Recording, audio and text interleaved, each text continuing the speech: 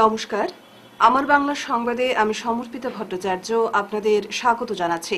প্রথমে দেখে নেব আজকের সংবাদ শিরোনাম। কড়া নিরাপত্তায় শুরু মাধ্যমিক, কাছাড়ে প্রথম দিনেই অনুপস্থিত ৩৪৭।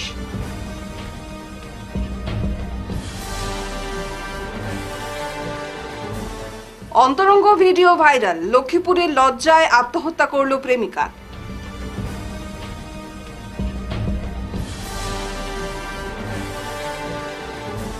অটোচালক খুনের আসামিকে ফাঁসির দাবি, ঘুঙঘুরে বিক্ষোভ মিছিল।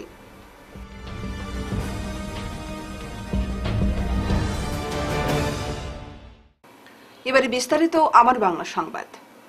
সারা রাজ্যের সঙ্গে কাছাড় জেলাতেও শনিবার কড়া নিরাপত্তার মধ্য দিয়ে শুরু হলো মাধ্যমিক পরীক্ষা।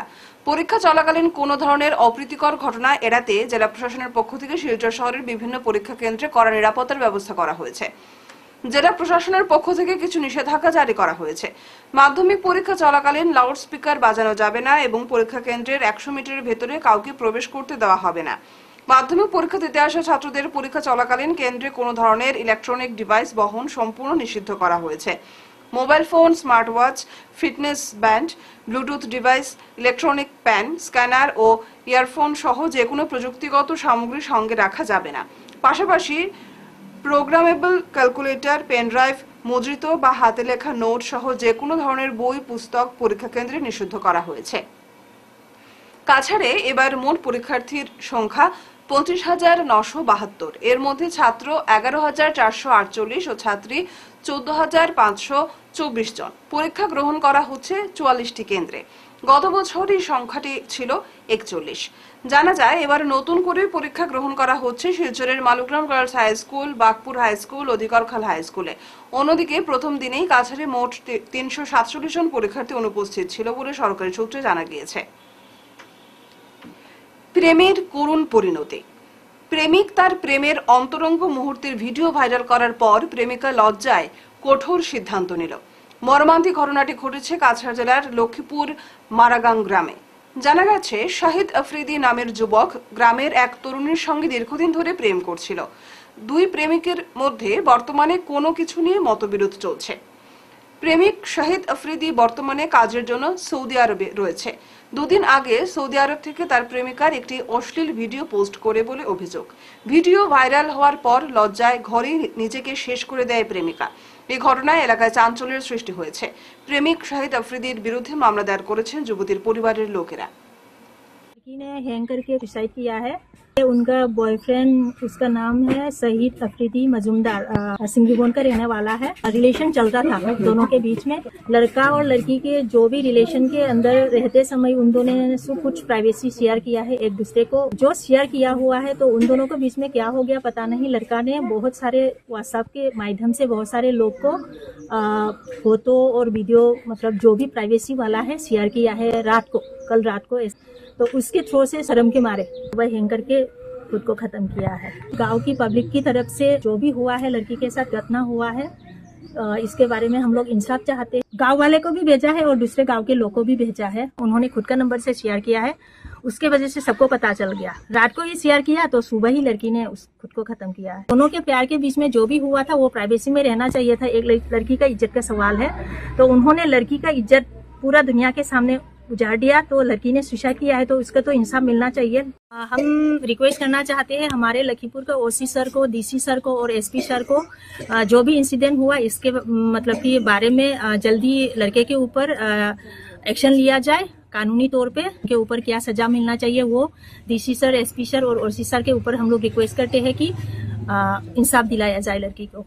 नेकेड फोटो भेजा मेरे को, शहीद अफरीदी मजूमदार है उसका नाम। उसने मेरे को बोला कि जाओ देखो तेरा बहन सुसाइड करने वाला है। तो हम लोगों ने फ़ोन किया, हम लोग घर पे नहीं थी, तो हम लोग ने अपनी फ्रेंड को फ़ोन किया, वो सब साइलेंट पे थे फ़ोन। तो हम लोग जब गई थी तब तो वो सुसाइड कर चुकी थी।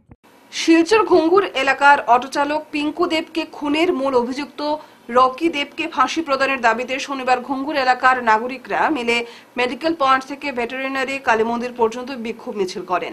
সংবাদ মাধ্যমের সাথে কথা বলতে গিয়ে বিক্ষোভকারীরা জানান তার পরিবারের একমাত্র উপার্জনকারী হিসেবে পিঙ্কুই ছিলেন। এই ঘটনার পর তার পরিবার একেবারে অসহায় হয়ে পড়েছে। তার 2 মেয়ে এবং স্ত্রী বর্তমানে অনাহারে দিন কাটাচ্ছেন। তাদের এই অবস্থা দেখে পুরো ঘুঙ্গুর এলাকার জনগণ একত্রিত হয়ে পিঙ্কু দেবের পরিবারের পাশে এসে দাঁড়িয়েছেন। প্রশাসন সহ স্থানীয় বিধায়ক মন্ত্রীর কাছে তাদের দাবি, পিঙ্কুর পরিবারের যে কোনো একজনকে সরকারি চাকরি প্রদান এবং অভিযুক্ত রক্ষী দেবকে ফাঁসির কাষ্ঠে ঝুলাতে হবে। আমার নাম সঙ্গীতা দেব। আপনার নাম? আমার নাম দেবাঞ্জনা দেব। আমি এইচএসএর ফাইনাল এক্সাম দিচ্ছি।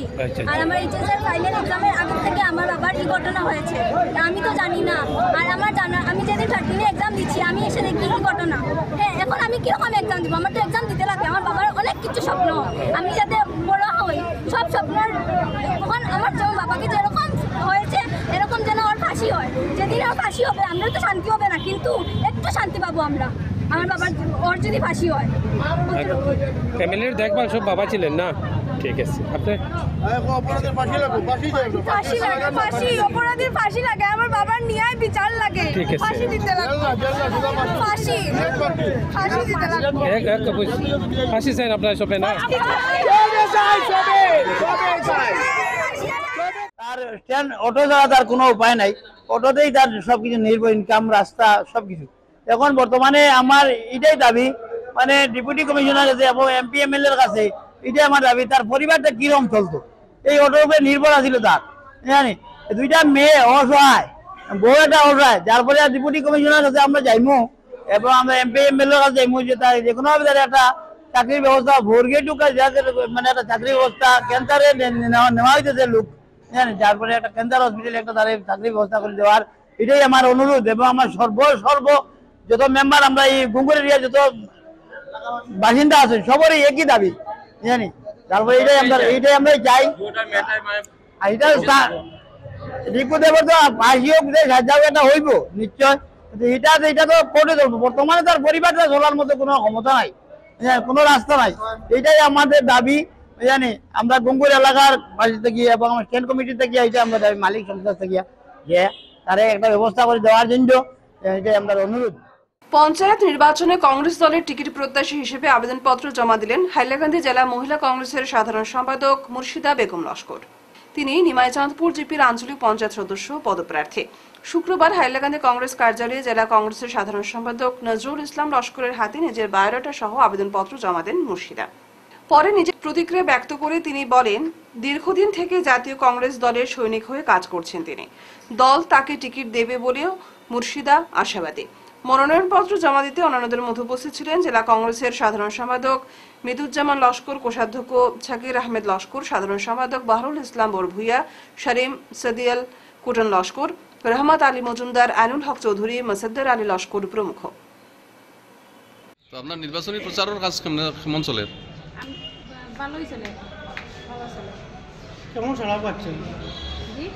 জনগণের কাছ থেকে কেমন সাড়া পাইতে আপনি? তো আপনি কতটুকু আশাবাদী দিয়ে আপনি টিকিট পাইবা বা বুটে আপনি জিতবা, কতটুকু আপনি আশাবাদী? জিততে পারবেন না? আপনার নাম কি তা বলছি? আমার নাম মুর্শিদা বেগম লস্কর। কিতা নাম? মুর্শিদা বেগম লস্কর। ঠিক আছে। আজকে তো নমিনেশন ময়দানপুর আঞ্চলিক জেলা পরিষদের অন্তর্গত ময়দানপুর জিপি আঞ্চলিক পঞ্চায়েত সদস্য পদে কংগ্রেস প্রার্থীর লেগে আমরা আবেদন করছি আজকে। ইনশাল্লাহ বলে টিকিট আমরা পাইনি, কারণ পুরানা কর্মী, যেহেতু ফিল্ডের একটা আওয়াজ আছে, ফিল্ড থেকে মানুষের সার যে নতুন প্রার্থী জয় করতো, নির্বাচিত করতো, এর লেগে আমরা 100% আশাবাদী দলে টিকিট আমরা দিব আর নির্বাচিত হইব। আচ্ছা, মহিলা প্রার্থী হিসাবে মনে হয় আমি তো দেখি আর পুরাও আছে, 100% বন্ধু আছে, সবাই খুব বেশি সমর্থন দেয় আমরা। ঠিক আছে, যদি আপনি জিতেন তাহলে মানুষের সেবা করা যায়, তারা সেবার লাগিয়ে তো গ্রহণ করছে, সবার মতন তারা কাছে যাওয়া, তারা সঙ্গে মিলা, তারা সব সুযোগ শোনা, তাও খান, সুখে সুখে টাকা, তাও খান। ঠিক আছে।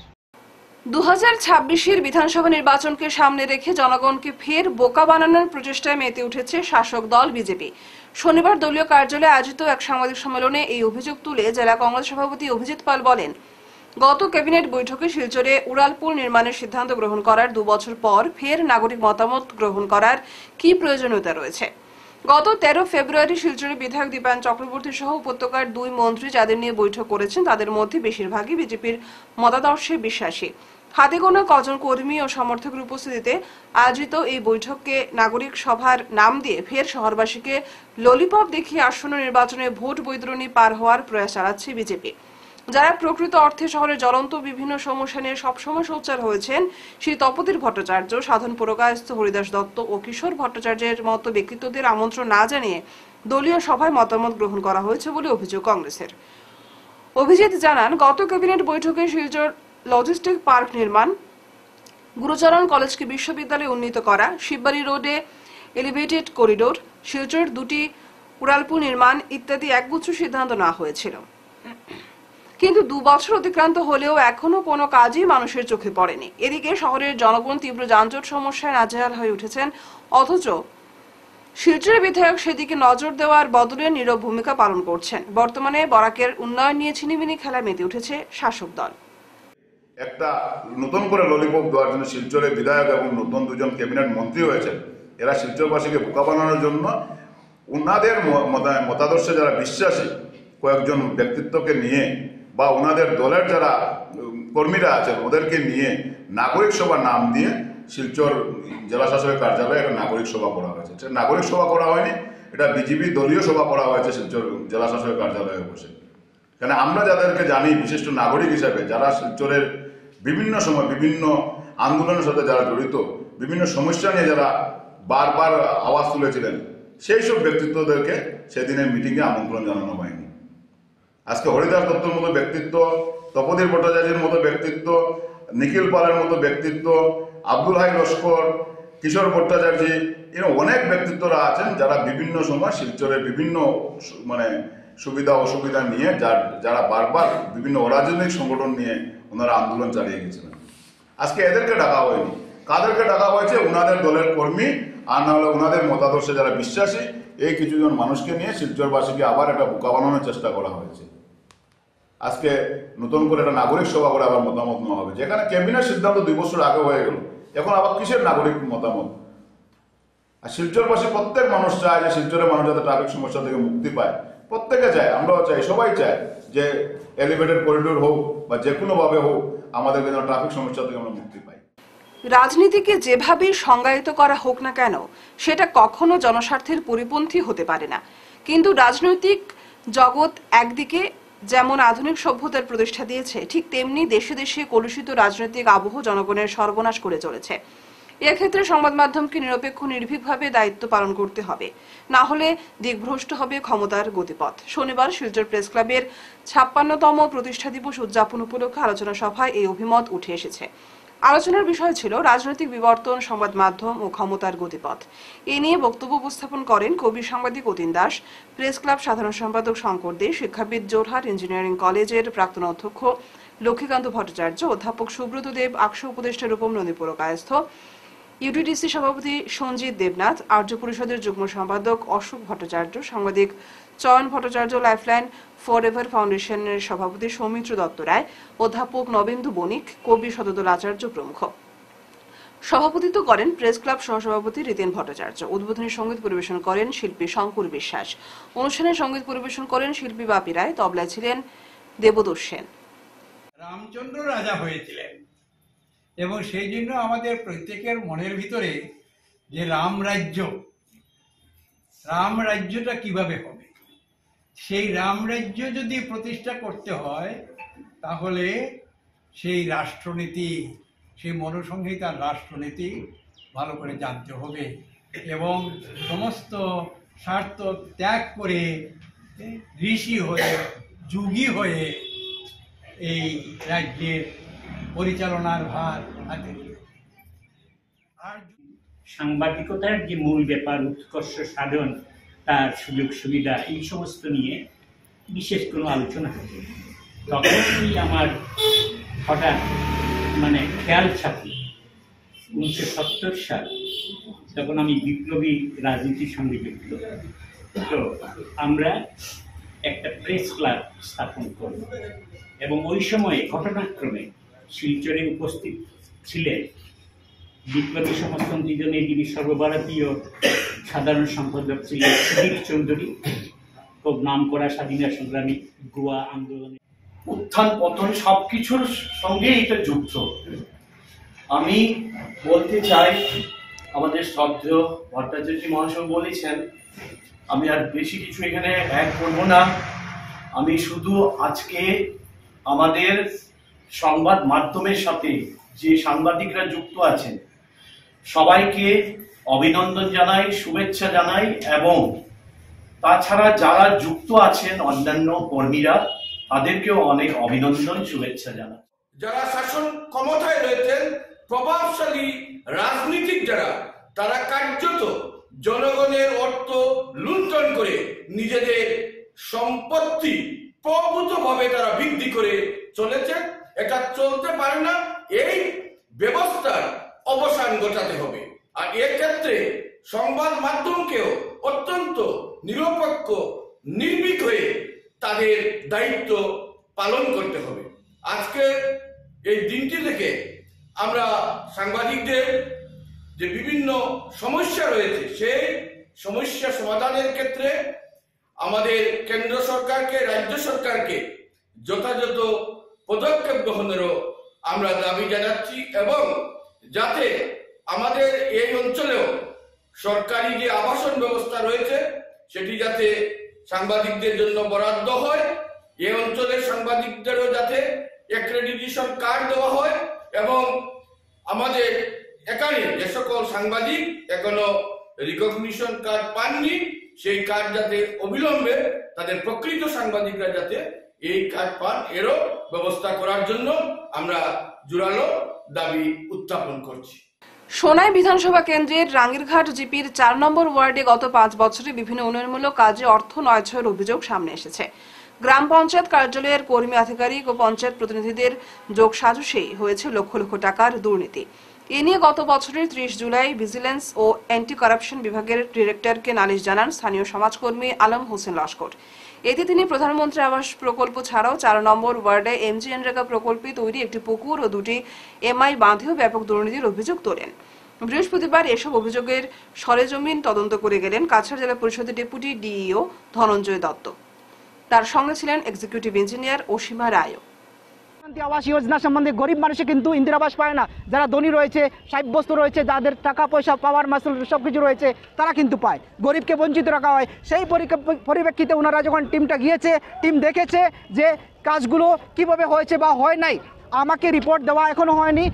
13 ফেব্রুয়ারি 2025 ইংরেজি গিয়েছে। আর আমি ওনাদের কাছে রিকোয়েস্ট করেছি আমাকে যাতে রিপোর্ট দেওয়া হয়। রিপোর্টটা যদি আমি দেখি ভালো তাহলে ওকে, আর যদি ভালো যদি না হয় আমি কিন্তু আবার স্টেপ নেব, মানে আমি আবার ফার্দার আমি লিখে কমপ্লেন জানাবো যে যারা টিম গিয়েছেন তাদের রিপোর্টে আমি স্যাটিসফাইড নয়। তারা নিজের এমপ্লয়িকে বাঁচানোর জন্য, রক্ষণাবেক্ষণ করার জন্য, সেফগার্ড করার জন্য জিআরএস এবং যে গিল্টি যারা তাদের এগেনস্টে ভালোভাবে রিপোর্টটা তৈরি করে নি এবং রিপোর্টটা পেশ করে নি। আমি স্যাটিসফাই যদি না হই সেইভাবে আমি মন্তব্য দেব।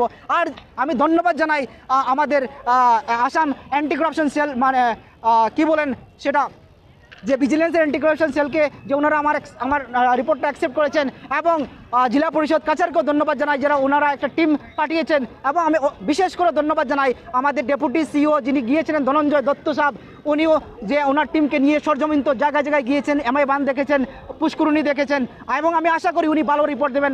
আমার একটা দুঃখ, আমাদের সোনাই ব্লকের ডেভেলপমেন্ট ব্লকের যে ভিডিও এম বসুমতারি স্যার যিনি ছিলেন, উনি কিন্তু সেই টিমের সঙ্গে যাননি। ওনার কী কারণে যাননি সেটা আমার জানা নেই, কিন্তু আমি আশা করি।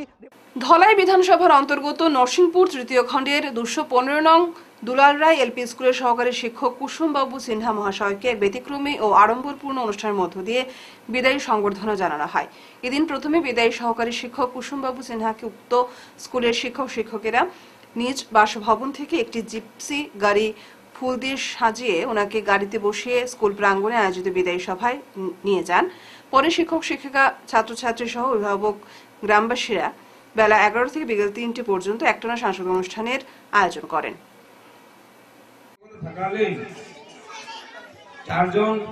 আমি শিক্ষকতা থাকালে 4 জন শিক্ষকের মধ্যে চাকরি পেয়েছেন। এটাই আমার সাফল্য, এবং এটাই আমার পরবর্তীতে যাতে আমি আমার অভিভাবক গুরুজনদের আমি বলবো যে এখনকার বর্তমানে যেগুলা ছাত্রছাত্রী আছে এগুলাকে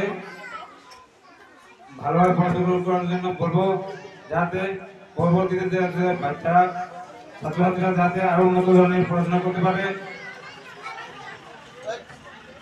এবং বর্তমানে যে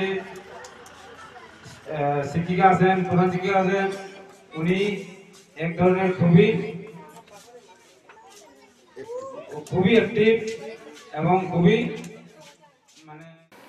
শনিবার খোঁজ শিলচর সামাজিক ক্রীড়া ও সাংস্কৃতিক সংস্থার পক্ষ থেকে মেহবুব আহমেদ বড়ভূঁইয়া স্মৃতিতে কাছাড়ের 16টি মাদ্রাসায় আবাসিক হোস্টেলে থাকা পড়ুয়াদের মধ্যে কম্বল বিতরণ করা হয়। এদিনের কম্বল বিতরণ অনুষ্ঠানে মুখ্য অতিথি হিসেবে ছিলেন ডিএস এর সহকারী সম্পাদক অরিজিৎ গুপ্ত, সম্মানিত অতিথি ছিলেন সমাজসেবী মৃণাল নাথ, ক্লাবের উপসভাপতি কল্যাণ কুমার চক্রবর্তী, সভাপতি ডক্টর মাসুম। এই কম্বল বিতরণ করতে সাদিক আহমেদ বড়ভূঁইয়া সামাজিক ক্রীড়া সংস্থা খোঁজকে সহযোগিতার হাত বাড়িয়ে দেন। ইনশাল্লাহ চেষ্টা করবো প্রত্যেক বছর কিছু না কিছু কাজ তোমার নাকি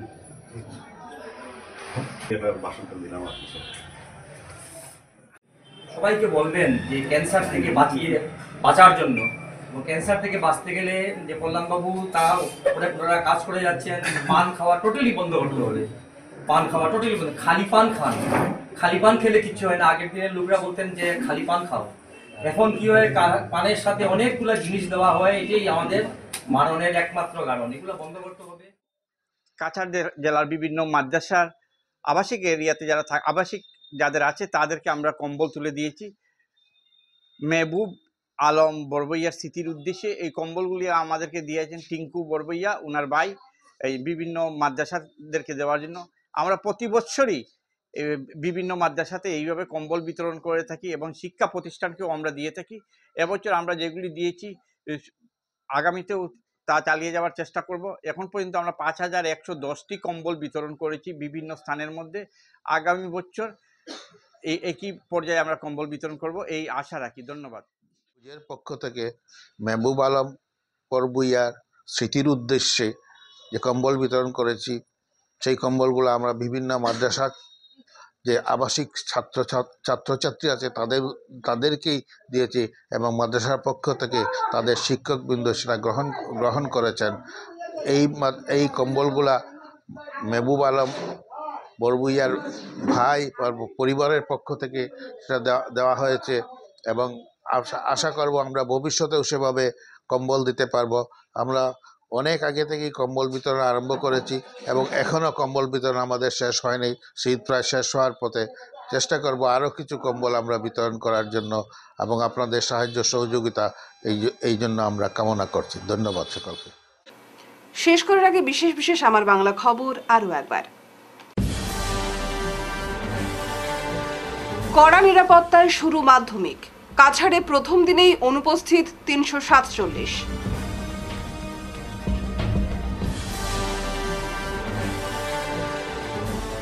অন্তরঙ্গ ভিডিও ভাইরাল, লক্ষ্মীপুরের লজ্জায় আত্মহত্যা করল প্রেমিকা।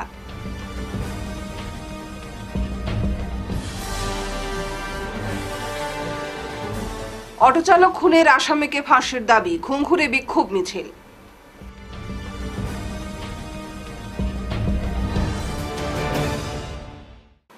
এখনকার মতো আমার বাংলা সংবাদ এই পর্যন্তই। নমস্কার।